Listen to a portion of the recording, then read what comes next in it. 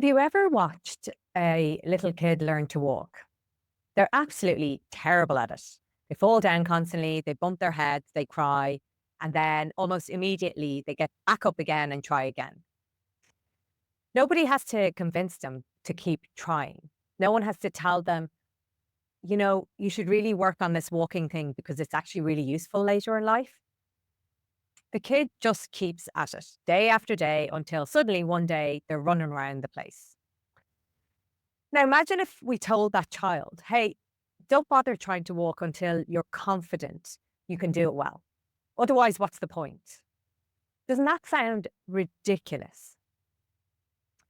But that's exactly what we tell ourselves all the time.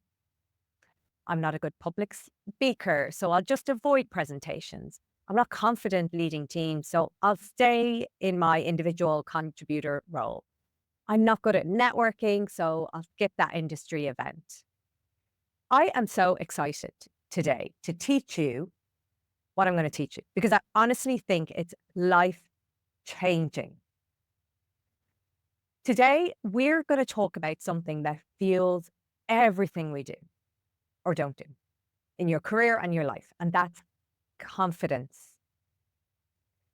And not just any confidence, but the kind that stays with you even when you fail, the kind that grows stronger through challenges and failures and when things go wrong, the kind that lets you take risks and reach for the dreams that right now might seem completely out of reach. I want to start by clearing up a crucial distinction that most people miss. Most of my clients miss this, and I missed it for years. There's actually two different types of confidence that we need to understand. The first is there's specific confidence. So being good at something particular through practice and experience and skills. This is what most people think of when they hear the word confidence. So I'm confident at driving. I'm confident in my presentation skills. I'm confident in my technical abilities. But then there's something that's far more powerful, and that's called self-confidence. And that's different. That's believing in yourself as a person, regardless of your abilities in a specific area. Okay, I'm going to go deeper into this. This distinction between specific confidence and self-confidence changes everything. Because here's what tends to happen to most of us. As we get older, we become increasingly confident only in things we're already good at. We have evidence for those skills and abilities. We've proven ourselves. We've succeeded before. But for everything else, the new challenge, the unfamiliar territory, AI for some of you, the skills we haven't mastered yet, we avoid them like the plague. I remember when I first made the transition from being a change and culture leader in a large organization in a consultancy firm to starting my own coaching and consulting business. In my corporate role, I felt rock solid. I knew the landscape. I had years of experience in corporate, over 20, in fact. I'd proof I was good at it. But then I became an entrepreneur and I felt like a complete newbie. And in some aspects, I still feel like a newbie. Everything is new. I have to learn marketing, sales, pitching, building a website, customer service, creating content, building a brand, being on social media. All the skills that I had zero evidence I could master. And do you know what my brain kept telling me? Go back to what you're good at, Nagar. This is too hard. You don't belong here. Others are already better than you. For you, it might be in your consulting role, stepping up into delivering a large transformation program or kicking things off with a new client or exploring new areas like AI with clients when you're not that confident in the area. And I know this sounds familiar to a lot of you. Here's the paradox that traps so many of us. Listen up. We think we need to be confident before we try something new. But confidence actually comes after we try, fail, learn, and keep going. Let me repeat that. We think we need to be confident before we try something new. But the confidence actually comes when you try and do something, you fail at it, you learn, and you keep going. I want you to think about it this way. How did you become confident in anything you're good at now, right? Think of something you're really good at. How did you become confident at it? You had to start somewhere. You had to be willing to be bad at it first. But something happens as adults. We've forgotten this fundamental truth. We've been taught that success means you have to get it right the first time, that mistakes are terrible and embarrassing and mortifying, that failure means we're not cut out for something. I used to be, I felt, was a terrible speaker and a presenter when I was in Accenture. I would literally shake on stage. I'd get a rash all over my neck and my chest, and my face would go red. Now, I felt it went red. I don't think other people noticed, but it felt like it was burning up. So I did what most of us do. I never put my hand up for anything where I had to speak or present. I thought, I'm just not confident in this area, so I'm just going to avoid it and hide. So we tend to stick to our comfort zone. We actually think we're protecting ourselves, but we're actually hiding ourselves away from the very experiences that would build our confidence in that area. In my case, it was that public speaking and presenting. I want to ask you something. Think about this for a second. What's the biggest enemy of self-confidence? And it's not lack of ability, it's not lack of experience, it's not even failure. The biggest enemy of self-confidence is self-doubt, right? So you've got self-confidence at this end and you've got self-doubt at the other extreme. Self-doubt eats confidence for breakfast. It's that voice in our head that keeps saying to us, who am I to try this? I'll just embarrass myself. Everyone else is so much better than me. I don't really have what it takes. These are the things we tell ourselves, that it creates self-doubt. And can I tell you something? Every single person has that voice. Every single one. Even the people you look at and think, wow, they're so confident, they have those voices too. The difference isn't whether you have self-doubt. The difference is, what do you do with it? Here's something most people don't realize. And really take this in. I want you to absorb this. Maybe write it down somewhere. Confidence is a choice. Confidence is a choice. I know that might sound very simplistic, but stay with me. Your self-confidence doesn't come from your experience, your track record, or other people's opinions of you. Those things might trigger a certain thought in your brain that where you think you're confident, but ultimately, confidence comes from your way of thinking. You're always making the choice to believe in yourself or not. And confidence is a choice, a way of thinking. Then why not choose it? If confidence is a choice, why not choose it? Why not think in ways that generate self-confidence? When I ask my clients this question, they usually give me one answer, typically comes up, because I'm afraid. When we dig really, really deep, because I'm afraid keeps coming up. Afraid of what? Afraid of failure, afraid of judgment, afraid of disappointment. But listen to me. The worst thing that can happen is an emotion. That's it. An emotion. Okay?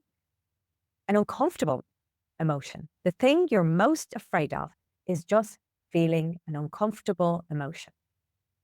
Isn't that mad? Isn't that just wild? We're avoiding the very actions that would build our confidence because we're afraid to feel uncomfortable for a little while. Let that sink in for a moment. Let me share something with you that's personal. And anyone that knows me will probably know this about me. For years, I believed I wasn't good enough, I didn't belong, my abilities were terrible, and I would eventually be found out. And these thoughts absolutely destroyed my self-confidence. And what they did was they fueled constant anxiety within me. But I realized something. And I realized this when I got a coach. These were just thoughts. They weren't facts. They were stories I kept telling myself over and over and over again that just were not serving me. And because they were just stories, I could actually choose different ones. I could choose different stories for myself. So I started inching myself from negative to positive. Okay. From I don't belong to I am here. From I am here to I'm doing okay. From I'm doing okay to I'm as good as some people. From I'm as good as some people to I have evidence that I belong. And finally getting to, okay, do you know what? I belong, period. By the time I left my organization, I really had practiced this. And for the last few years, I felt like I belonged. I still tell myself these things because I'm in a new landscape with my business now. So I have to keep reminding myself of these. Your relationship with yourself is the foundation of all confidence. So your relationship with yourself is that foundation. I want you to think about it. If you have a terrible relationship with someone, you show up differently. You don't show up well than when you have an amazing relationship with someone. It's the same with yourself, right? And the way to fix that relationship with yourself is to think differently, tell yourself better, more positive, more empowered stories. So, how do we generate this self-confidence? How do we change our relationship with ourselves? It really starts with understanding that your thoughts are optional. You have a choice in how you think about yourself. Here are some thoughts I use to fuel my confidence, and they change over time. And I think, and I want you to know, I think these when things are going well, but I think these especially when things are not going well. Okay. I'm 100% able for success. I am confident in my ability to figure things out. I have everything I need to be exceptional at what I do. I believe my dreams are important. I believe in myself, especially when I fail. The key here is to practice these thoughts consistently, not just when you need them. They must become your default way of thinking. The way we think becomes a habit. And to break that habit, we have to do something different. And in this case, it's thinking differently. One of my clients, a brilliant marketing executive, was absolutely terrified of public speaking. She would avoid any opportunity to present to her senior leadership team. And it got to the point where it was really holding back her career. So we worked together. And what we found was she had a lifelong belief that no one wants to hear what she has to say, right? That came up over and over again. And she wasn't even aware of it. Every time she had to speak, this sentence would just paralyze her. So we started with a simple new thought. What I say matters. Okay. We didn't go straight to, I'm an amazing speaker. Everyone loves me. Everyone loves my presentations. Those are just too impossible to believe. That's why you have to inch your way. We just went with, what I say matters. She practiced this thought every day. She wrote it down. She actually had it on a Post-it on her fridge. She said it out loud. She visualized it to herself. She started to believe it over time. And slowly, we started introducing small actions. So volunteering for a small speaking opportunity. So sometimes they went well, sometimes they didn't. But each time she'd remind herself, what I say matters. Now, 6 months later, she actually delivered the keynote at her company's yearly event, right? Was she nervous? Oh my God, yes. But her self-confidence, her belief in herself as a person, her relationship with herself carried her through that. Now she's starting to gain evidence that actually she is a good speaker. Now, I want to talk about 3 mistakes that people make when they're trying to build confidence. The first mistake is they rely on external validation. Okay? If you're constantly needing other people's approval to feel confident, you're basically building your confidence in quicksand. Because what happens when the approval stops? What happens when you get some criticism or bad feedback?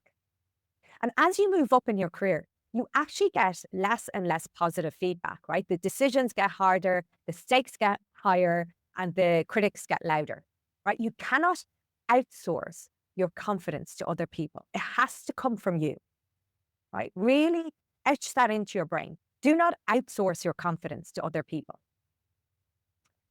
Mistake number 2, you're waiting for evidence. This is the classic chicken and egg problem. You won't feel confident until you have evidence that you can do something well. But you won't get that evidence unless you try, which requires confidence. What's the solution here? You have to believe first. You have to take action, even though you're not confident. And that action will start to build confidence through experience. And that experience might be failing. And it's not the other way around. You don't build confidence and then believe in yourself and then take action. You believe in yourself first, you take action, and you build confidence that way. The third mistake I see people make is focusing on ability instead of capacity. This is subtle, but it's really powerful. When we lack confidence, we think, I don't have the ability to do this. But the better question is, what is my capacity to learn and grow? Confidence doesn't come from having done something before. It comes from believing in your capacity to figure things out. And as consultants, we need to have a huge belief in our capacity to figure things out. When you start asking, what am I capable of in the future? Instead of, what have I proven I can do in the past? Everything changes. Do you see that shift? Here's something a little bit counterintuitive. You don't build confidence when things are easy and going well and there's no discomfort. It's all just easy peasy. You build it through adversity and challenge. So I've been actually trying to build muscle recently. So I've learned a little bit about building muscle. If I go to the gym and pick up the lightest weights every day, do you think I'll get any stronger? Of course I won't. I have to pick up weights that are challenging, that are going to make me struggle, that's going to make my muscles burn, that are going to make my arms shake, and it's really, really uncomfortable. That's the only way to build strength. It's the same with confidence. You have to put yourself in situations that stretch you, that make you uncomfortable, that might even cause you to fail. The obstacles, the challenges, the failures, these aren't like detours on the path to confidence. These are the path. That's the path. Those obstacles, challenges, and failures. If you can build the capacity to experience discomfort and be able to develop resilience so that none of this phases you, you almost expect to fail, you will know deep down that you can overcome anything. When you have that belief in yourself, you're going to have a much bigger life than someone who hides from challenges, and a much bigger career. So how do you actually put this into practice? And I'm going to give you 4 concrete strategies, okay? If you're in my membership, you will have access to this. I teach you this in the January masterclass around why you should coach yourself to grow, why that's imperative. But if you don't, let me give you a very high-level version of this. The first strategy is choose your thoughts deliberately. Okay. I want you to take inventory of the way you're thinking about yourself at the moment. Okay. So think about an area that you're trying to become confident in. What stories are you telling yourself? Are they serving you or are they limiting you? Then I want you to create those new thoughts that generate confidence, and don't go crazy positive into something you don't believe, something that's believable, but stretching your thinking. Write them down. You actually need to practice those daily. Okay. Because you're trying to change a habit. You're trying to create new neural pathways in your brain. So you have to practice these. And I want you to remember these thoughts aren't just like about pretending you're perfect. They're about choosing to believe in your worth and your capacity to grow. The second strategy is expand your comfort zone, right? So I want you to identify that one area where you want to be more confident. And I want you to create a small ladder, right, of small challenges, each one a little bit more difficult than the last. So if you want to become a more confident speaking up in meetings, start by asking one question in a small team meeting.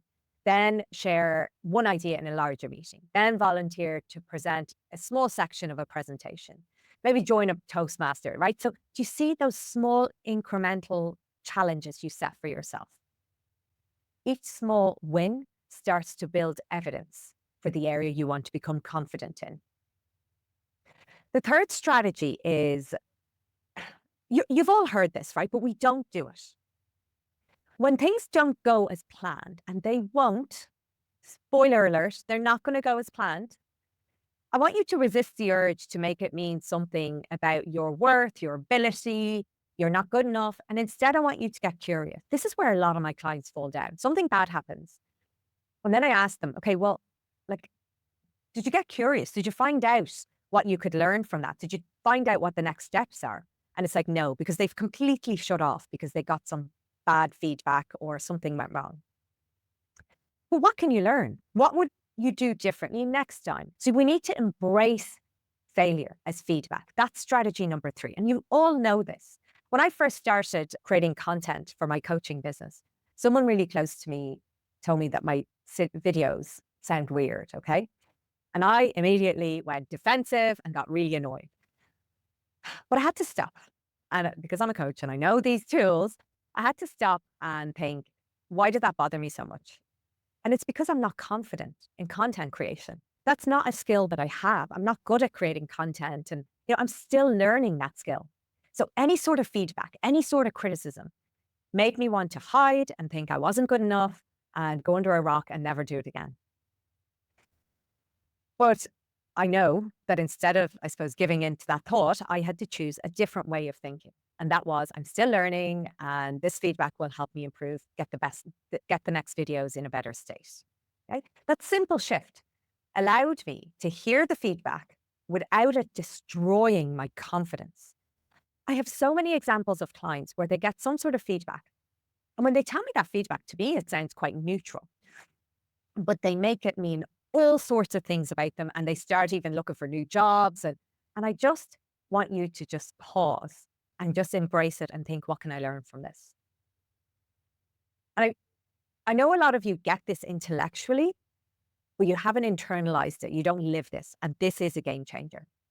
Now, strategy number 4, I want you to build a little confidence routine. So I've given you 3 strategies. So bring all of those together and build a little routine for yourself. It's like, when you go to the gym or a class, there's a routine that you typically follow. Because building confidence, building self-confidence, changing a relationship with yourself, building your capacity for growth, that requires practice. It's not something we've been taught in school. We should be, but we're not taught it in school. You have to create a daily routine that reinforces it and stretches you out of your comfort zone, especially when things go wrong.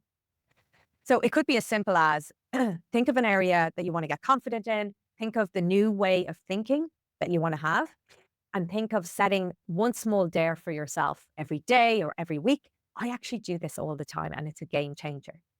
Okay. I have a dare of the day. So I'll do something that is uncomfortable to me, but stretches me a little bit.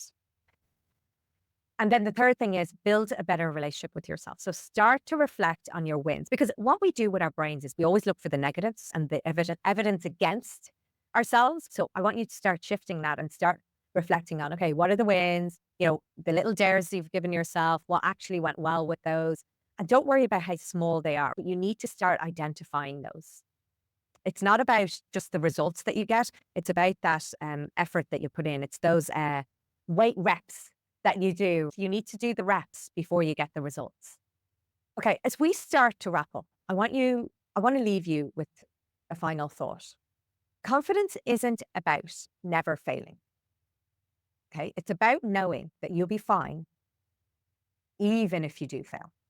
Okay, which is very likely.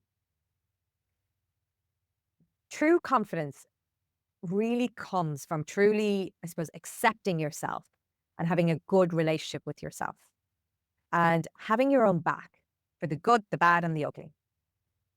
It really comes from knowing your own worth and knowing that your worth isn't tied to your performance or other people's opinion of you. It comes from having your own back no matter what. When you have nothing to hide, when you can say, yes, I get things wrong sometimes, and so what? I am human and I am learning and growing. That's when confidence explodes. It truly blossoms. I want to challenge you. I want you to pick that one area where you've been holding back. And you all know what that is because of lack of confidence.